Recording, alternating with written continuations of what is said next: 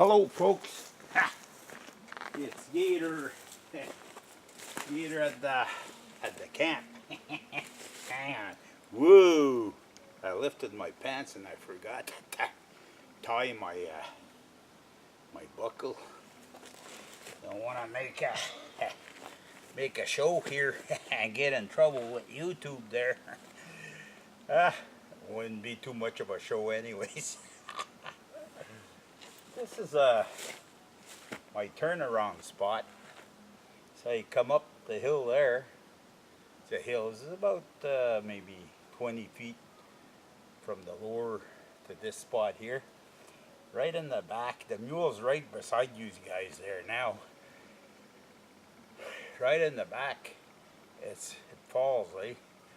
And I bring like I do some brushing, eh? And I put it all in the mule, tie it up, and then I bring it up here, and so I turn around here.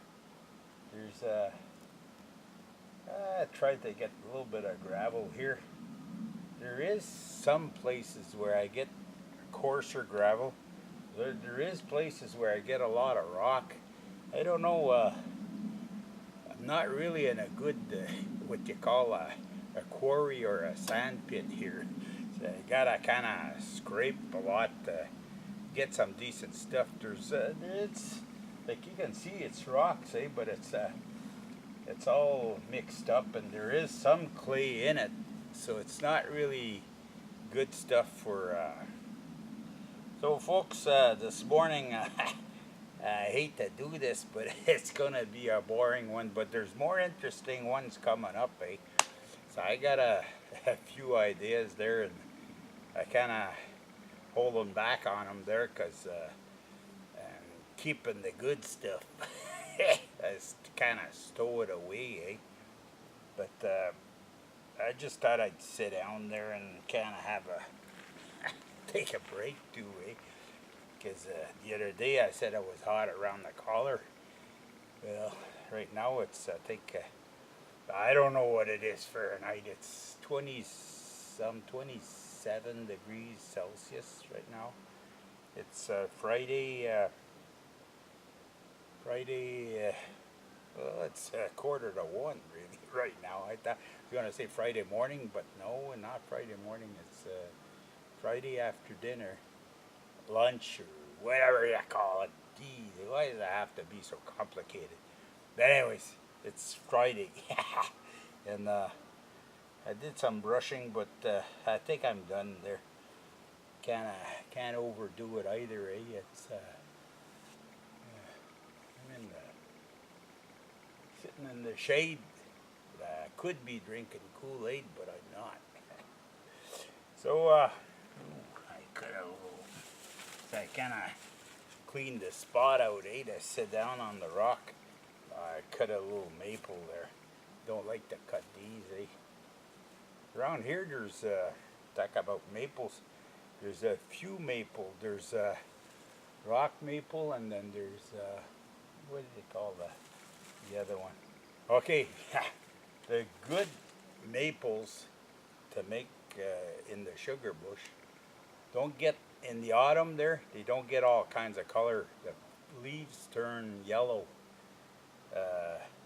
When the leaves turn red and all sorts of colors there, well, that's the lesser.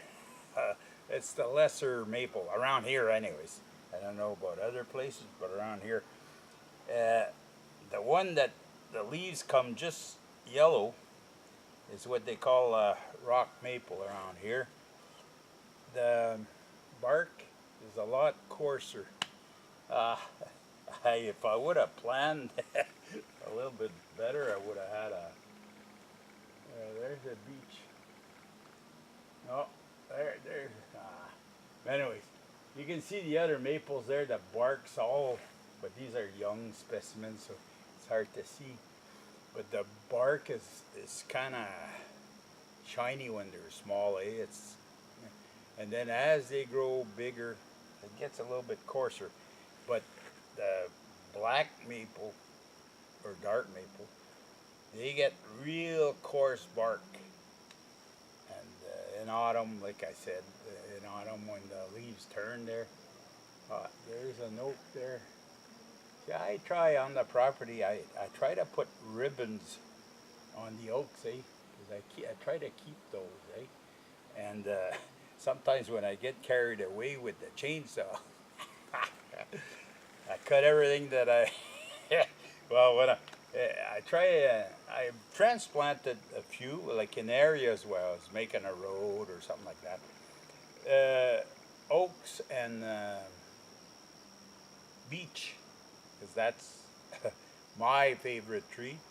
So the beech trees I keep and I transplant them, and the oaks too. It's worthwhile.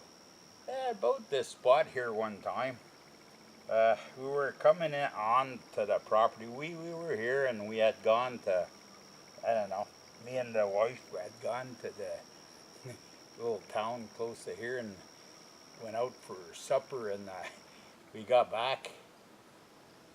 It was a bear, maybe a few years old. He's about, he's on all four there and he's about that high. So he starts going up the mountain here. This goes up for about 1,000 feet, just like that. I went up there once. Not to be done again.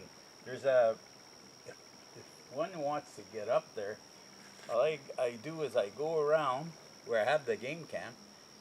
There's a spot where you kind of go in between, like it's in a valley, and you go up kind of meandering around the mountain, and you get up there. It takes longer, but it's not as like for an old guy like me there. It's a lot better. Anyways, this the hydro, you can't see it, but the hydro line is right here. They asked for permission when they brought it through. The thing with them was they give me hydro and they wouldn't charge me nothing for the poles and everything, and but they ran on my property. But that's it, eh? Like if I wouldn't have given them permission, they would have had to run maybe another 300-400 feet back there, and then they would have charged me for the poles coming into my place, eh? So that was a choice. But what they did is they cut the trees, and about every 10 years, like they're gonna come and cut all this here eventually. Yeah, because the line's right over here. Well, just right about there. It's going like that, and so they brush all this, and I think they're coming this year. They're gonna this or next year they're coming. Anyways, that's the lesser of all evils. Yeah, it's something like me. I'm an electrician, and as a trade, I used to be. Well, I still have my license, as a matter of fact. But I don't know. I'm not a big believer in this solar stuff there.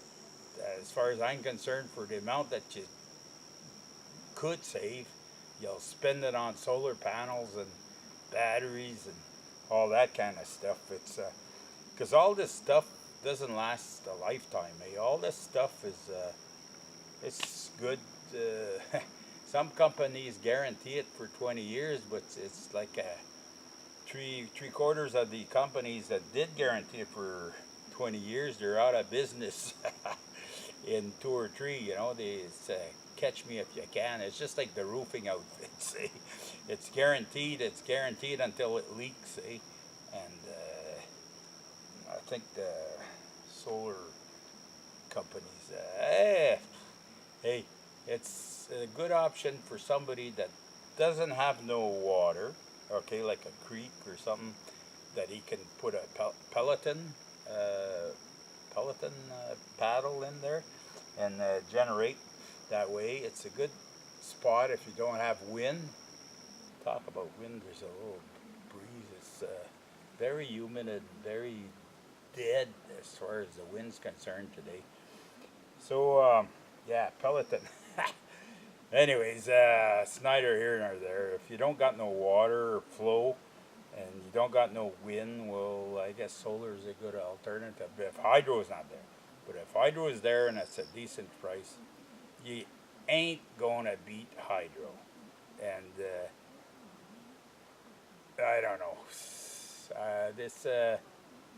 We could talk about this a lot. I have my theories on this, and for all that it takes to produce all these solar panels and these